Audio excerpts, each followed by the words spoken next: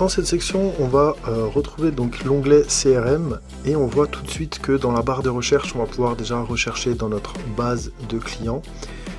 Et donc dans notre fichier CRM, on va pouvoir distinguer donc les clients, des prospects et des fournisseurs. Et dans chacune de ces fiches, on va pouvoir mettre plusieurs contacts qu'on va pouvoir tout simplement retrouver dans l'onglet Contact. Donc dans le cas de ce client Hugo Boss, on voit qu'on peut le changer de catégorie. On voit qui est-ce qui a créé ce client, cette fiche client, et qui est-ce qui l'a mise à jour en dernier. On va pouvoir ajouter un mémo, l'adresse du client et quelques informations supplémentaires. Et on voit qu'on peut donc voir le contact en question et qu'on va pouvoir en ajouter plusieurs. Donc bien souvent dans une entreprise, on a plusieurs points de contact comme le comptable ou la personne qui nous envoie des demandes. Et chez les particuliers, bien souvent, il y a madame ou monsieur.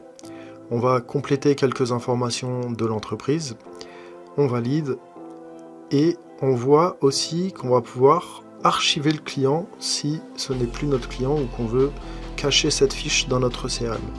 De la même manière qu'on peut gérer plusieurs contacts, on va pouvoir aussi gérer plusieurs adresses. Et donc bien souvent il y a l'adresse de facturation, mais on peut intervenir à différents lieux d'intervention si on travaille en sous-traitance ou pour un syndic de copropriété par exemple. Donc là on voit que j'ai bien ajouté l'adresse, on peut ajouter un petit commentaire avec les informations qu'on va vouloir avoir lorsque l'on va intervenir. On voit donc l'onglet documents, on va pouvoir ajouter des documents pour notre client. Et on voit les trois autres onglets, donc intervention, devis et facture, où on va pouvoir retrouver tout simplement les interventions, les devis et les factures de ce client en question.